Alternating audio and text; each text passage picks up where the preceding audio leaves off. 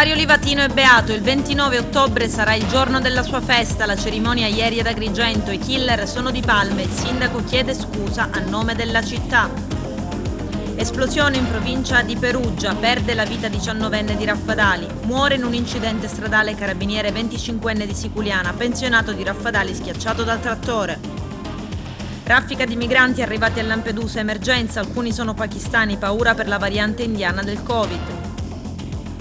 Draghi lavora al nuovo DPCM, ipotesi coprifuoco a mezzanotte, Musumeci in visita al lab di Agrigento, anche il presidente riceve il siero AstraZeneca.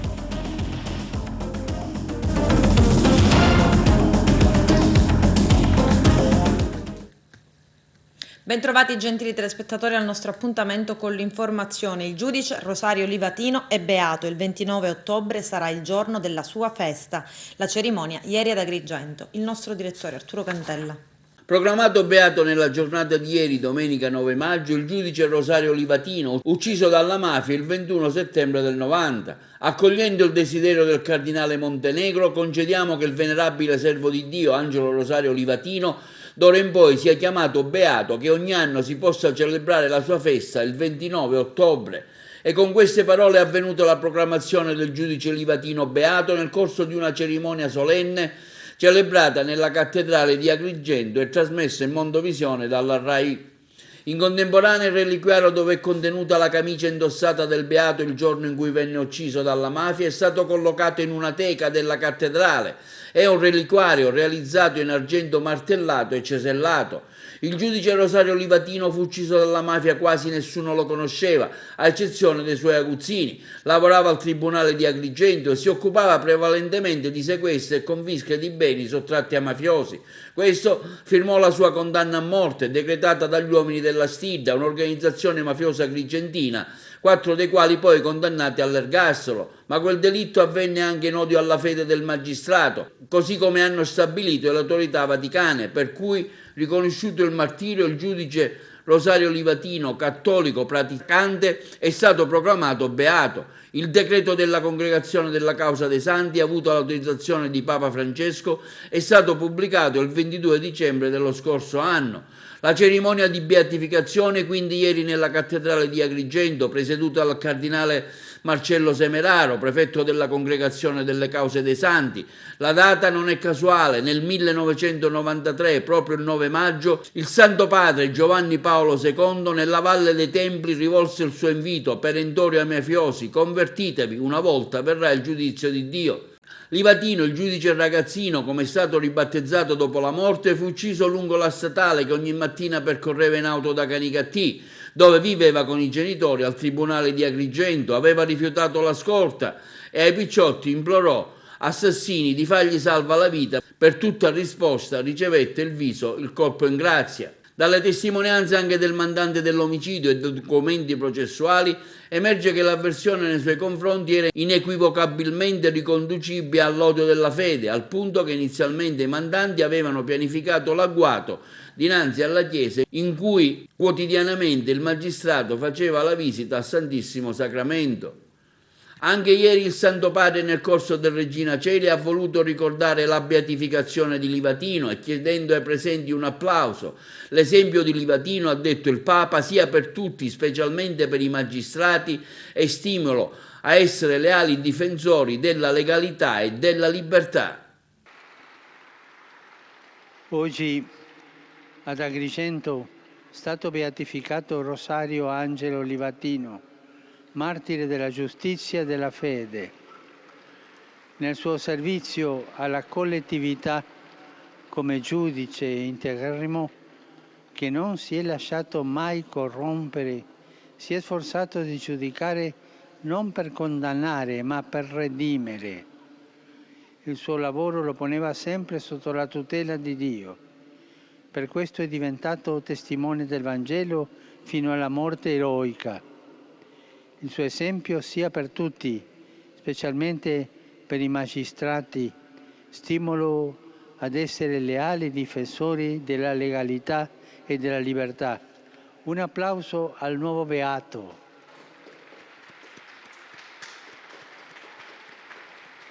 Il sindaco di Palma di Montechiaro Stefano Castellino simbolicamente chiede scusa alla famiglia di Livatino. I killer sono palmesi, dice. Proprio per questo motivo chiedo a nome della comunità ancora perdono. Vediamo. Ha voluto ricordare il sacrificio di Rosario Livatino nella giornata di ieri. Livatino, dice il sindaco di Palma Castellino, è stato ucciso da cittadini palmesi e per questo chiedo scusa ai familiari e alla popolazione tutta per averlo privato di una personalità così forte. Ieri, ricorda il primo cittadino palmese Castellino, è stata una giornata particolare in quanto il 9 maggio sono stati uccisi anche il leader democristiano Aldo Moro e il giovane di Cinisi Peppino Impastato che lottava contro il boss locale. Oggi, 9 maggio, data importantissima per la nostra nazione. Oggi è il 9 maggio, oggi è l'anniversario della morte di Peppino Impastato e l'anniversario di Aldo Moro. Oggi diventerà anche però giornata di giubilo, perché oggi è stato beatificato il giudice Angelo Rosario Livatino. E in questa giornata che sta per diventare, è diventata per antonomasia una giornata dedicata ai martiri della legalità e ai servitori dello Stato, abbiamo la gioia, la città ha condiviso, Palma di Montechiaro tutta ha gioito per la beatificazione del giudice Livatino. La storia di Palma e del giudice Livatino è tristemente intrecciata. È notorio, è noto che gli assassini del giudice Livatino sono cittadini di Palma di Montechiaro. Il sottoscritto, sindaco, orgogliosamente sindaco di questa città, chiede però fortemente scusa ai familiari, alla comunità nazionale tutta per aver privato l'Italia e il mondo di un personaggio così importante e così forte, di una personalità veramente gigantesca, oserei dire, così forte che nei suoi scritti vi è già traccia di quella che poi oggi è stata di fatti celebrata, che è il suo surgere agli altari della nostra Chiesa. Nei suoi scritti, sempre sub tutela Dei, sotto la tutela di Dio, il giudice Rosario Livatino, nel parlare della sua missione, perché tale la considerava, parlava di umanità, parlava di perdono. E credo che uno dei miracoli più importanti, e da credente mi permetto di utilizzare il termine miracolo, sia l'aver smosso le coscienze di chi tragicamente ne ha tranciato la vita. Non possono non essere in questo momento ricordate quelle azioni che hanno portato i killer, in particolare Gaetano Puzzangaro, a dire di non riuscire a trovare pace con la propria coscienza e di temere ancora di più del giudizio degli uomini, il giudizio di Dio per aver fatto del male a una persona così grande e così pura. Palma di Montechiaro celebra e celebrerà, come già fatto e come faremo nei mesi a venire, negli anni a venire, con forza il ricordo del giudice Livatino. Ancora sono davanti agli occhi gli eventi del 21 settembre, durante la candidatura di Palma Capitale, nella giornata dedicata al giudice Livatino. In quel momento Palma divenne capitale italiana del perdono, della cultura del perdono. Noi siamo da un lato consci degli errori che sono stati commessi e le responsabilità rimangono tali e tali rimarranno per sempre, ma al contempo in quel martirio come nostro Signore vi è la resurrezione e vi è la riconciliazione e la sconfitta totale del male. Al giudice Rosario Livatino mi permetto umilmente, al beato Livatino, di affidare la nostra città. Viva il giudice Livatino, viva il beato Livatino e viva Palma di Montechiaro che agogna a un futuro diverso. L'Associazione Nazionale Magistrati, sottosezione di Agrigento, ha partecipato con gioia alla cerimonia di beatificazione del giudice Rosario Livatino, che per un periodo ha svolto anche le funzioni di segretario della sottosezione. Livatino, scrive il sostituto procuratore di Agrigento, Sara Varazzi, in rappresentanza dell'associazione, è il primo beato nella storia della Chiesa, la cui ricerca e applicazione della giustizia ha costituito anche un atto di esercizio della fede. In questo momento è necessario riflettere sui valori che lo hanno illuminato: l'integrità morale, l'indipendenza, senso del dovere, da non perdere mai di vista nell'esercizio quotidiano di questa delicata professione. Presente ad Agrigento in occasione della beatificazione di Livatino anche il governatore della Sicilia, Nello Musumeci, che ha poi fatto una visita a sorpresa al lab vaccinale del Palacongressi di Agrigento per incontrare e rassicurare i tanti cittadini in attesa di ricevere la propria dose di siero. Lo stesso presidente ha ricevuto questo weekend la prima dose di vaccino AstraZeneca. Arturo Cantella. Nonostante il vaccino fatto il giorno prima e la raccomandazione da parte dei medici di stare a riposo, ieri, domenica, il presidente della regione Nello Musumeci ha voluto essere nella nostra città a presenziare la cerimonia di beatificazione del giudice Livatino. Al termine si è recato anche a una visita al lab del Palacongressi del Villaggio Mosè per verificare come sono andando le cose dopo le problematiche verificatesi la settimana scorsa nel corso dell'Open Week. In pochi secondi in cattedrale per rendere omaggio ad un grande siciliano che nella vita, seppure breve, ha saputo conciliare i valori del Vangelo con i valori della civile convivenza, del codice penale, della capacità di gestire e amministrare la giustizia per una società migliore, lontana e impermeabile a qualunque contaminazione e pressione esterna. Lo ha saputo fare testimoniando un grande esempio e per questo era diventato scomodo alla mafia. Ci tenevo ad esserci interpretando il sentimento di gratitudine di tutti i siciliani. Ho voluto rendere visita al lab vaccinale della regione siciliana per salutare e ringraziare tutti gli operatori che si sono davvero impegnati e distinti nelle scorse settimane e soprattutto per quello che faranno nelle prossime settimane. Abbiamo il dovere, sì, dico il dovere, di lavorare per vaccinarci, metterci al sicuro ed è l'unica strada possibile per evitare questa estenuante altalena di colori giallo, arancione, rosso. Dobbiamo e vogliamo uscire definitivamente da questo tunnel. Siamo ancora arancioni, Presidente. E questo dovremmo chiederlo a chi ha determinato i focolai. Ho dovuto adottare oltre 30 provvedimenti di zona rossa. Il virus non lo distribuiamo con l'elicottero, il virus cammina in mezzo a noi.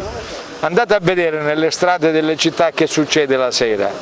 E poi alla fine chi è penalizzato è l'operatore commerciale, che costringiamo, con le leggi e con le norme nazionali, costringiamo a stare chiuso, mentre davanti al suo negozio migliaia di persone fanno la passeggiata. Ecco, questa è una vera e propria ingiustizia. Presidente, ecco, lei è stato ad esempio ha forzato un po' i tempi per la vaccinazione nelle isole, penso già a Lampedusa dove sono iniziati, e addirittura con gli over 60 dai 50 in su, è stato un po', diciamo, l'antesignano rispetto a... Ho insistito, ho voluto insistere perché più gente vacciniamo e presto usciamo dal tunnel, da questo dramma. Alla fine ho convinto Roma che era la soluzione migliore, abbiamo cominciato con le isole che potranno ospitare migliaia e migliaia di turisti fra qualche settimana e ho voluto abbassare l'età dai 60 ai 50 anni. Appena tornerò ad Agrigento andrò a fare un sopralluogo sui lavori che ho finanziato per mettere in sicurezza la collina sulla quale sorge la cattedrale. So che voi agrigentini avete dovuto attendere più di 10 anni, fra tante promesse. Io in 3 anni ho voluto e potuto con i miei collaboratori realizzare questo sogno, non solo per mettere in sicurezza un grande monumento della civiltà cristiana, ma anche perché quella cattedrale chiusa rappresentava davvero un'offesa al buonsenso di una grande città come Agrigento, che per noi siciliani resta un modello e un paradigma internazionale. L'ultima domanda, dal recovery plan si ci aspettava di più, l'ultimissima. Dal recovery plan si aspettava di più, soprattutto perché bisognava concordare con le regioni quello che si doveva fare. Noi insistiamo sulla necessità di riaprire il cantiere per il ponte sullo Stretto. Roma deve smetterla con questa telenovela, ma ci sono altre priorità. Come l'anello autostradale la ferrovia veloce che in Sicilia ancora non c'è ed è compito di Roma e non di Palermo. Il completamento dell'anello autostradale che da Mazara del Vallo deve portare a Gela, da Castelvetrano, e attraversando la provincia di Agrigento che finora rimane fuori da quel versante, un porto hub per raccogliere le navi che arrivano dal canale di Suez. Insomma, noi non chiediamo a Roma 100 cose, ma 3-4 importanti. Roma non ha voluto dialogare né con noi né con le altre regioni, è mancato, c'è stato un deficit di democrazia e di confronto. Noi non ci arrendiamo e abbiamo già riaperto la vertenza con il governo nazionale. Assessore, allora, tante novità in cantiere, ce ne anticipi qualcuna, no? Stiamo lavorando alacremente, oggi qui una bella presenza il Presidente della Regione che ha voluto visionare il centro hub vaccinale di Agrigento in una struttura e con un'organizzazione con la quale si sta rispondendo alle attese degli agrigentini, un work in progress continuo. Onorevole Savarino, il dito puntato sulla chiusura dell'anello autostradale, lei insomma Assolutamente si è fatta sentire in questi giorni. Noi abbiamo anche approvato un ordine del giorno sottoscritto da tutti i deputati della provincia di Agrigento, con cui chiedevamo di inserire nelle nostre proposte regionali proprio la Gela Castelvetrano, e il Presidente l'ha accolta, il Presidente Musumeci. Attendiamo che si faccia sentire anche il Presidente Draghi. Abbiamo chiesto anche l'alta velocità delle ferrovie sia su Palermo-Catania, e questo devo dire è rientrato nel recovery, che anche la Trapani, quindi Castelvetrano, Porto Empedocle come alta velocità, perché questo ci metterebbe in rete anche con l'aeroporto di Birgi, che è un aeroporto molto servito anche dai turisti che arrivano nella nostra provincia. Stiamo facendo un lavoro, stiamo facendo quadrato tra di noi, speriamo che questa occasione dei ricoveri veda la Sicilia protagonista e la provincia di Agrigento non può rimanerne fuori. Anche qui ad Agrigento, sul Livatino, oggi una bella manifestazione, insomma Agrigento ha dato un ottimo esempio con la beatificazione di oggi. Devo dire, mi sono molto commossa in chiesa, perché io ho fatto lo stesso liceo del Beato Livatino con i suoi stessi docenti, e lui in quegli anni veniva a farci delle lezioni di legalità. Quando è stato ucciso così barbaramente dalla mafia, per me è stato un grande turbamento, ed è stato il primo contatto con quello che è veramente la mafia, che è proprio lo schifo che massacra i nostri migliori uomini e la nostra economia. La beatificazione di oggi rende un eroe dello Stato anche un martire di Cristo, e questo è un momento importante per la nostra provincia e per la nostra comunità. Tra i 2 morti, oltre ai 3 feriti a seguito dell'esplosione a Gubbio, in provincia di Perugia, in Umbria, all'interno di una fabbrica per la produzione della marijuana a fine terapeutico, vi è anche un ragazzo di Raffadali, Samuel Cuffaro, 19 anni. Ingaggiato con un contratto a tempo determinato, il legale della famiglia ha commentato con l'ansia: la famiglia è straziata dal dolore. Seguiamo ora gli accertamenti che dovranno stabilire le cause e l'innesco delle plurime esplosioni che hanno distrutto la palazzina. Il sindaco di Raffadali, Silvio Cuffaro, ha espresso cordoglio. Un carabiniere, Davide Ciulla, 25 anni, di Siculiana, in servizio alla tenenza di Ribera, è morto in un incidente stradale avvenuto lungo la strada statale 115 nei pressi del bivio per Cattolica Eraclea. Il giovane militare dell'Arma viaggiava su una motocicletta. Lo scontro con una Fiat Punto. Per il carabiniere non c'è stato nulla da fare. Il personale medico del 118 intervenuto sul posto ha constatato l'avvenuto decesso. Un insegnante in pensione di 68 anni, Gaetano Bonanno di Raffadali, è morto in un incidente in seguito al ribaltamento di un trattore in contrada San Giorgio, in territorio di Montaperto. L'incidente stradale non ha coinvolto altri mezzi di passaggio. Le cause sono ancora in corso d'accertamento da parte dei carabinieri. L'anziano è rimasto incastrato sotto il mezzo agricolo ed è deceduto. La salma è stata affidata dal magistrato di turno, titolare del fascicolo d'inchiesta aperto, ai familiari. Raffica di sbarchi a Lampedusa, è emergenza nella maggiore delle isole Pelagie, ad arrivare anche pakistani, la paura è che possano portare la variante indiana del Covid. Lello Casesa. Il mare è calmo, la temperatura mite ha scatenato nuovamente gli sbarchi verso la Sicilia. Sono 18 gli sbarchi nelle ultime 24 ore con piccole e grandi imbarcazioni giunte nell'isola di Lampedusa, già collassata dalla presenza di 1.400 migranti nell'hotspot di Contrada Imbriacola. Sono 400 i migranti di nazionalità diverse, tra uomini, donne e bambini, arrivati nelle ultime ore nella più grande delle isole delle Pelagie. Uno dei pescherecci in ferro in avaria è stato intercettato a circa 3 miglia da Lampedusa e poi recuperato dalla Guardia di Finanza. Salgono quindi a quasi 1.000 i migranti sbarcati stamane sull'isola. Dapprima erano sbarcati 415 con 2 barconi, poi altri 2 sbarchi nel giro di un quarto d'ora, per un totale di circa 1.400 migranti. È necessario un incontro con il presidente Draghi. Con milioni di italiani in difficoltà non possiamo pensare a migliaia di clandestini, già 12.000 sbarcati da inizio dell'anno. Lo dice il leader della Lega Matteo Salvini dopo il maxi sbarco nelle ultime ore a Lampedusa. Ed il ministro dell'Interno Luciana Lamorgese, che sarà a Tunisi il 20 maggio prossimo, ha sentito il capo del governo Mario Draghi. Sul tavolo l'idea di costituire una cabina di regia per affrontare il dossier insieme a tutti i ministri coinvolti, oltre all'interno, alla difesa e gli esteri, in modo da pianificare misure prima dell'estate prossima, che si annuncia sicuramente molto trafficata. Al Viminale si segue naturalmente con grande attenzione quanto sta accadendo in queste ore, dove sono numerose le imbarcazioni sfuggite ai controlli dei libici, oppure, come si sussurra, potrebbero averli lasciati partire da aree non controllate. Quello che è certo è che in Libia, come in Tunisia, il controllo delle coste si sta dimostrando inefficace, così come quello delle frontiere desertiche del sud, dove passa il flusso proveniente dall'Africa centrale. Una situazione davvero complicata dunque per il governo italiano, che punta ad affrontare in tutti gli aspetti, coinvolgendo diversi ministri del governo per imprimere un'azione forte e determinata che alleggerisca la già difficile situazione dei migranti che sbarcano, con tutti gli adempimenti del caso e le problematiche connesse al Covid, navi destinate alla quarantena i cui bandi prossimi alla scadenza devono essere rinnovati.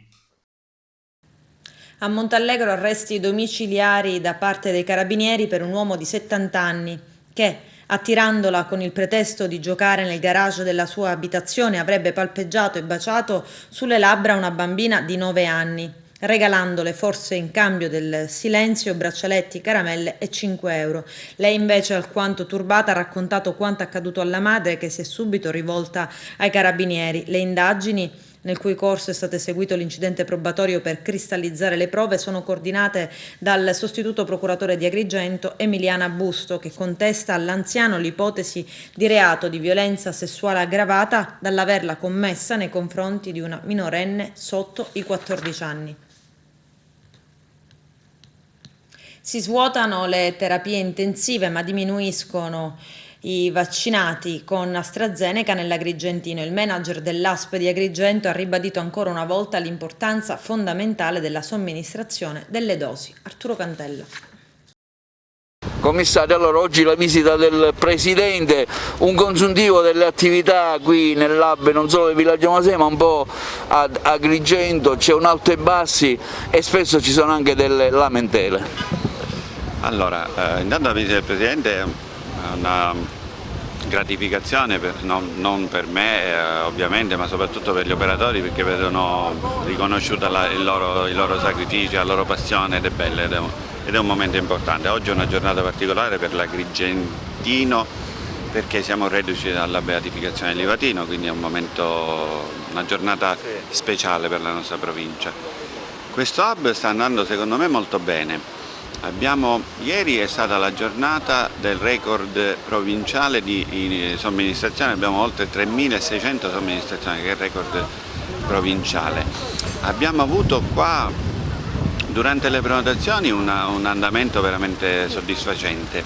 Abbiamo avuto dei momenti di criticità che coincidono con le aperture open, le cosiddette aperture open, diciamo con una cacofonia. Però questo è dovuto al fatto che quando si riversano quelle persone tutte in una volta nello stesso orario, è capitato 2 o 3 volte, ovviamente ci sono degli assembramenti. Noi vorremmo adesso fare una comunicazione in cui diciamo come funziona l'app. Posso accennarlo io brevemente, poi verrà fatta la comunicazione ufficiale. Noi abbiamo 2 linee diverse, la linea dei prenotati che segue gli orari e dei propri percorsi e la linea di quelli che sono invece occasionali o comunque che sono spontaneamente presentati a noi. Noi cosa abbiamo avuto? Per esempio avanti ieri abbiamo visto che ci sono delle persone che non erano prenotate, che si sono presentate così come è giusto che siano, ma le persone che si erano prenotate per le 12, faccio un esempio, alle 6 di mattina già erano presenti. Hanno visto che altri andavano avanti per la loro vaccinazione, allora è successo quello che noi tutti immaginiamo. Allora cosa vorrei raccomandare a tutti? Le vaccinazioni, soprattutto per i prenotati, ci sono per tutti e con gli orari quelli che sono loro assegnati. Non è possibile che una persona che è prenotata alle 12 venga vaccinata alle 10 o alle 9, quindi il fatto di venire alle 6 ha perso tempo, ha fatto calca, è rimasta in attesa 6 ore inutilmente. E quindi raccomanderei ai cittadini di venire nell'ora che gli viene assegnata. Per gli altri che invece sono liberi, l'unica cosa che vi sento di potervi dire, vaccini ce l'abbiamo per tutti. È un momento particolare, dovete mettere in conto che assieme a voi che venite diciamo quando avete la disponibilità, e fate bene a venire e vi ringrazio per il fatto che venite, sappiate che assieme a voi i nostri operatori sono pronti per vaccinare tutti quelli prenotati. Abbiamo anche un numero di operatori per voi che invece venite volontariamente. Se avete un po' di pazienza e soprattutto non facciamo assembramenti, noi riusciamo a vaccinare tutti anche in maniera ordinata e anche civile. Su questo io mi procurerò, darò qualche istruzione, raccomanderò queste piccole cose, perché mi dispiace che un vecchietto prenotato per le 12 arrivi alle 6, aspetti 6 ore e poi si arrabbi perché gli altri che sono arrivati alle 9 vengono vaccinati prima di lui. È inutile che lui viene alle 6, lui deve venire a mezzogiorno e verrà vaccinato nell'arco di mezz'ora al massimo. Dal coprifuoco alle riaperture, il governo Draghi chiamato a decidere in che modo cambiare il decreto Covid entrato in vigore il 26 aprile. La cabina di regia si dovrebbe riunire entro mercoledì prossimo per iniziare la valutazione delle nuove misure meno restrittive, per poi arrivare a una decisione finale dopo il monitoraggio settimanale del 14 maggio. Se verrà confermata la costante discesa della curva epidemiologica, sarà possibile rivedere il calendario delle riaperture. La prima novità arriva dal 15 maggio, quando non ci sarà più l'obbligo di quarantena per chi torna dai paesi dell'Unione Europea, dalla Gran Bretagna e da Israele. Poi dal 17 maggio potrebbe cambiare il coprifuoco, che dovrebbe essere spostato a mezzanotte. Entro 2 settimane tutte le regioni in zona gialla, il coprifuoco posticipato alle 23 o alle 24. A metà giugno la zona bianca, almeno in alcune regioni d'Italia. Secondo il sottosegretario alla salute del Movimento 5 Stelle Pierpaolo Sileri, questo è il programma del governo Draghi per l'uscita dell'emergenza coronavirus, mentre da oggi, lunedì 10 maggio, 53 milioni di italiani sono in zona gialla e solo Valle d'Aosta, Sicilia e Sardegna rimangono in arancione.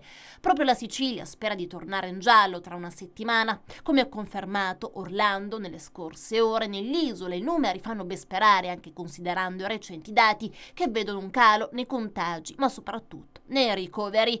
Con le riaperture aumenteranno nelle prossime settimane i nuovi positivi, ma solo per le fasce di età più giovani, come avvenuto nel Regno Unito e in Israele. Ma se il vaccino corre tra i giovani, ci sono minori conseguenze. Il piano parte da un presupposto ben preciso e da una strategia che si va sempre più delineando. Ieri infatti il bollettino del Ministero della Salute ha registrato un numero inferiore di morti a quello dello scorso ottobre, epicentro della seconda ondata. L'idea è che il piano di vaccinazione di massa abbia cominciato a raggiungere l'obiettivo di immunizzare la fascia più a rischio della popolazione, ovvero i pazienti con altre patologie, i cosiddetti fragili, e le fasce d'età più anziane, che sono quelle più a rischio di morire per Covid-19. Una volta messa in sicurezza questa parte della popolazione, è il ragionamento del governo, anche se i contagi aumentano, e lo fanno nelle fasce d'età più giovani, i morti diminuiranno, così come i casi gravi e di conseguenza la pressione sugli ospedali e sulle terapie intensive, mentre la vaccinazione proseguirà con le fasce più giovani. E mentre nel resto d'Italia il dibattito si sposta sull'orario del coprifuoco e sulle regole per turisti e lidi balneari aperti, il lungo inverno della Sicilia sembra non finire e quella mappa quasi gialla con la chiazza d'arancione sotto lo stretto è l'ennesimo affronto alle categorie produttive. La Sicilia, dopo essere stato un'oasi a basso rischio per lunghi mesi, soprattutto nella prima ondata, è di fatto indietro di 2 settimane rispetto a tutto il paese. Ma perché? Cosa non ha funzionato negli ultimi mesi? Partiamo dall'ipotesi più maliziosa, c'entra qualcosa, probabilmente, l'inchiesta sui falsi dati Covid, con l'assessorato regionale alla salute accusato dai magistrati, prima di Trapani, poi di Palermo, di truccare le carte anche per evitare le misure restrittive di Roma. Può essere, ma da fonti di Ministero della Salute e Istituto Superiore della Sanità si tendono a minimizzare gli effetti di un'eventuale diversità della matrice di dati. Quindi si va al tema delle misure. La Regione a inizio anno non ha voluto adottare le ulteriori strette consigliate dal Comitato Tecnico Scientifico, ad esempio 3 settimane consecutive di cura rossa. Si è andata avanti infatti con le zone rosse locali, decine e decine, spesso su segnalazione dei sindaci, puntualmente disposte dal governatore Nello Musumeci, che ha avuto il coraggio politico del lockdown fra i veleni a Palermo. In materia di misure restrittive però c'è un fattore decisivo secondo gli esperti che non dipende dalla volontà della regione: i controlli sul rispetto delle regole. Le scene notturne di follia nei centri storici siciliani la dicono lunga, così come feste e riunioni allargate. Ma negli ultimi tempi si è anche aggiunta un'altra variabile decisiva: l'inefficacia probabilmente della campagna vaccinale partita a inizio anno col vento in poppa. La Sicilia adesso arranca e l'agognata immunità per il gregge siciliano sembra un orizzonte ben lontano. Gli ultimi dati del Ministero della Salute confermano l'isola all'ultimo posto di molte classifiche. Secondo un modello statistico sviluppato dal Sole 24 Ore, l'ultima media mobile a 7 giorni di dosi somministrate ogni giorno in Sicilia è di 27.137. Dunque a questo ritmo ci vorrebbero 6 mesi e 12 giorni per coprire il 70% della popolazione. L'obiettivo dell'immunità quindi sarebbe raggiunto il 15 novembre 2021, quasi 3 mesi dopo la previsione di agosto del governo. Adesso c'è la pubblicità, a tra poco vi aspetto. Inaugurata la piazzetta Livatino a Fontanelle, l'amministrazione comunale di Agrigento ha anche scelto di istituzionalizzare in data 8 maggio la giornata della legalità, con testimonianza per le nuove generazioni e il ricordo delle vittime innocenti della mafia. Vediamo. A Fontanelle nasce il Giardino della Legalità, un posto che ha come obiettivo quello di ricordare le vittime della mafia. Oggi la sua presenza qui è molto significativa.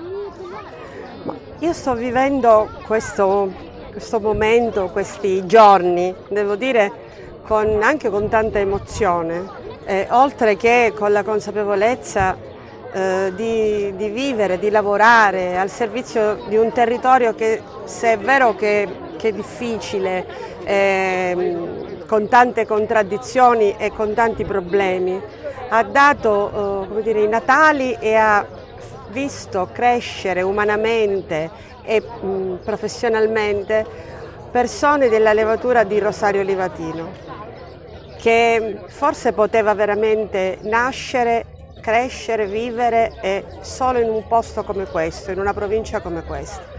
Un uomo che è stato nella sua semplicità e con la sua competenza, io credo che rimane un esempio, ma un esempio che non per tutte le future generazioni, per il presente e per il futuro, perché non ha fatto grandi cose, ha fatto una cosa eccezionale, ha fatto il suo dovere fino in fondo, in un territorio che viveva anche un momento difficile e particolare, e ha pagato con la vita questo suo attaccamento allo Stato, alle regole, alla legge.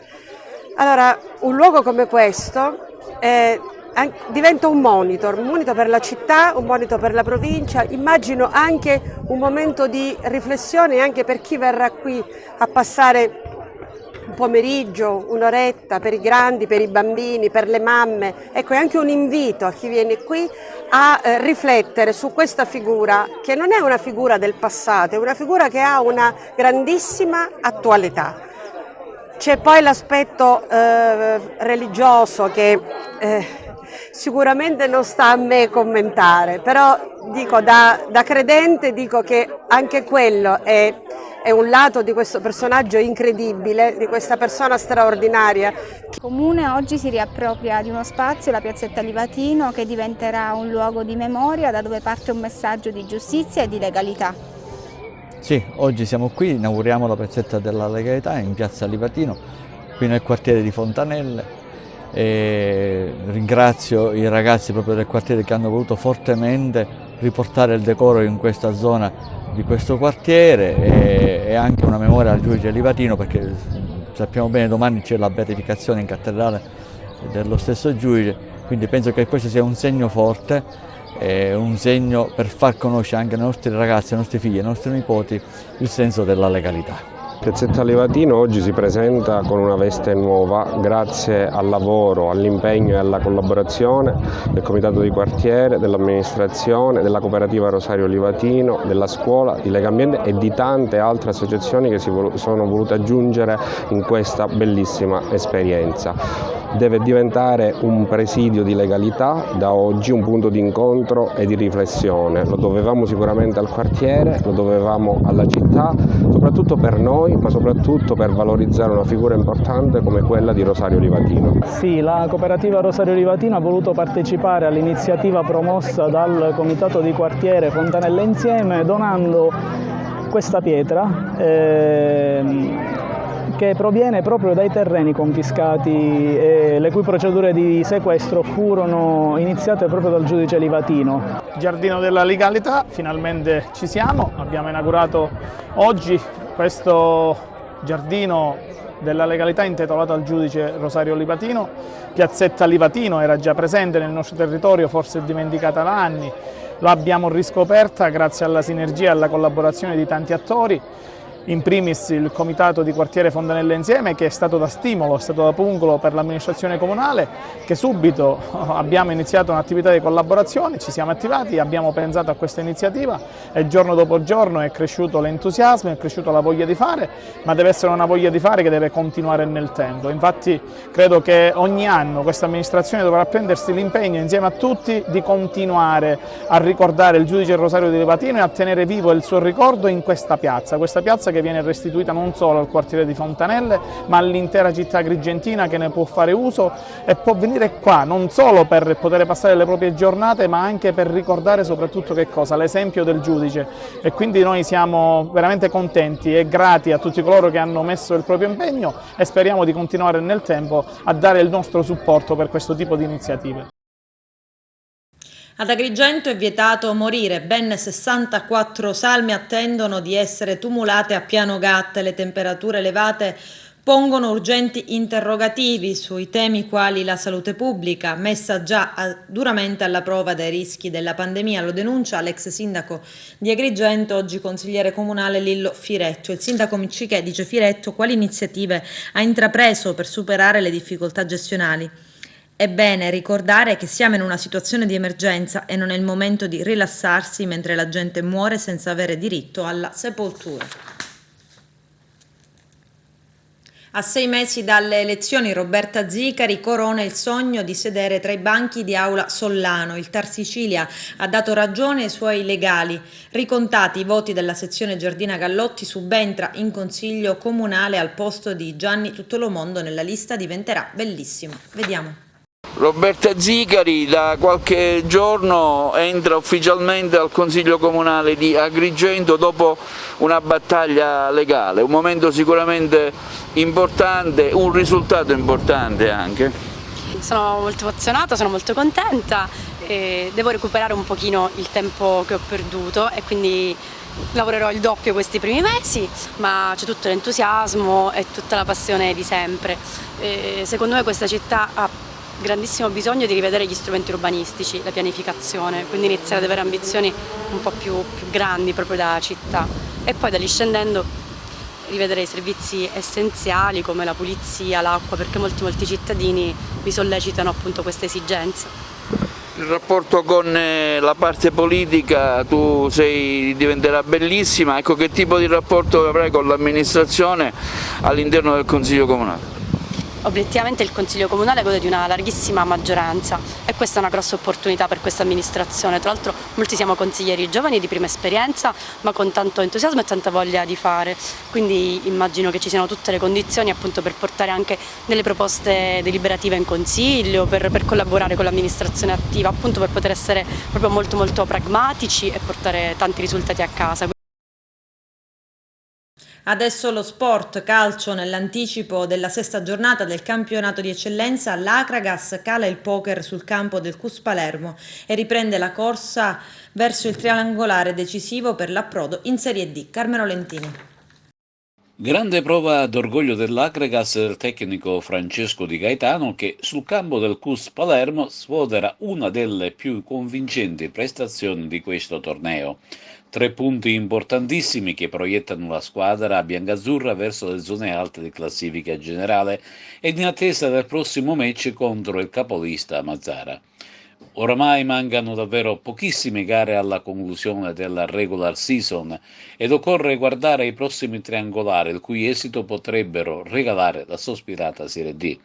Ritornando alla gara di Palermo, il risultato finale non ammette discussione, anche se 2 dei 4 gol sono arrivati dagli 11 metri. Entrambi sono stati ineccepibili e in occasione del secondo è stato espulso Cardella per fallo di reazione e da ultimo uomo. La prima rete porta la firma di Biondo su atterramento di Budales, la seconda quella di Cipolla per atterramento di Sicurella. Le altre 2 sono opera del capitano biancazzurro Giuseppe Gambino, la prima su assist di Sekun, la seconda con un tiro perfetto all'angolo del portiere palermitano. All'appello mancano 3 gare con il Mazara e il Marsala all'Esseneto ed infine fuori casa con l'Oratorio Marineo.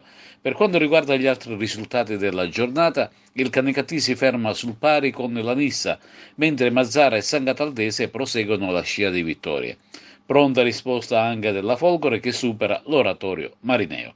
Questi i risultati della giornata che rimodellano sensibilmente la classifica generale. Canicattì e Nissa 1-1, Folgore Marineo 2-0, Mazzara Marsala 3-0, Misilmedi San Cataldese 0-2, CUS Palermo Acragas 0-4. La classifica è la seguente: San Cataldese e Mazzara punti 16, Nissa e Acragas 11, CUS Palermo, Misilmere e Folgore punti 7, Canicattì 5, e Marineo e Marsala 1. Ed ora le interviste di fine gara. Il risultato non era cioè meglio, il punteggio non era importante, l'importante era vincere la partita e alla vigilia sapevamo che era troppo importante per noi questo ostacolo. C'era da vincere la partita e l'abbiamo vinta. L'Acragas è perfetta oggi, mister? No, non lo so se è stata perfetta o meno, ripeto, l'importante era quello, lo volevamo fortemente perché comunque sia crediamo in tutto quello che facciamo, poi il tempo ci darà ragione. Però intanto oggi era importante vincere, abbiamo vinto, dedichiamo questa vittoria a 2 persone, una è la mamma di Gambino, che ci tengo personalmente a dedicargliela, e l'altra a una persona che ad Agrigento mi sta molto a cuore, che è Baldo Veneziano, che è sempre disponibile in qualsiasi ora della giornata, mi fa piacere. Poi è ovvio che dedichiamo ai nostri tifosi, perché comunque sappiamo che ce ne sono tanti che nonostante tutto ci sostengono, e quindi andiamo avanti e bene, dai, proiettiamoci per l'altra partita e faremo tutto partita dopo partita. Troppa Acragas per una giovane volenterosa CUS Palermo? Sì, certamente non era ignota la possibilità di affrontare una squadra che ci sarebbe stata superiore e lo è stato. Il risultato è di quelli che parlano chiaro, probabilmente alcuni episodi hanno influito sul risultato, dal primo rigore probabilmente che ci ha un po' spezzato le gambe, alla possibilità di pareggiare, poi il secondo rigore con espulsione chiaramente ha definito gli equilibri. Il nostro obiettivo è quello di fare maturare questi ragazzi, quindi evidentemente non era la partita con l'Acragas che doveva darci delle risposte, se non delle risposte di atteggiamento, alcune delle quali tutto sommato non si possono nemmeno considerare malvagie. Per cui se si tiene da parte il risultato, che chiaramente non può fare piacere e disturba anche nella proporzione, che non me ne vogliano non credo nemmeno rappresenti la differenza tra le due squadre. Siamo tutto sommato soddisfatti del percorso che fino ad ora ci ha accompagnato fino a questa partita. Sull'Agragas c'è poco da dire, l'obiettivo dell'Agragas è quello di salire in Serie D e mi pare il minimo per una città come Agrigento, anzi anche nettamente al di sotto di quello che dovrebbe essere l'ambizione sportiva della città. Carlo Ferrara cosa ha fatto oggi a differenza tra il suo CUS Palermo e l'Agragas? Ma devo dire che loro sono una squadra esagerata e sicuramente non sono io che devo dire questa cosa. Hanno preso subito il pallino del gioco, però voglio dire fondamentalmente non abbiamo subito tanti tiri in porta, forse il nostro portiere come loro non ha fatto neanche una parata. Loro hanno fatto tanto gioco, palle dentro l'area dove abbiamo difeso abbastanza bene perché l'avevamo preparata in questa maniera. Dopo c'è stato l'episodio del rigore che ha cambiato un attimo così la partita. Siamo andati sotto, siamo riusciti a resistere il primo tempo dove siamo andati ancora in difficoltà. Dopo il secondo tempo siamo partiti bene, anche il primo gol l'abbiamo preso forse nel nostro migliore momento quando stavamo venendo un po' fuori. Dopo il secondo tempo siamo partiti bene, abbiamo cominciato a fare gioco, stavamo creando, abbiamo creato un'azione importante a tu per tu col portiere, non abbiamo fatto gol e sul capovolgimento di fronte abbiamo preso un rigore che secondo me ci può stare con l'espulsione, forse non ci stava l'espulsione ma il rigore sicuramente c'era e credo che lì la partita sia finita. Con questo è tutto, termina qui l'edizione del telegiornale, grazie per la gentile attenzione e per essere stati con noi, a presto.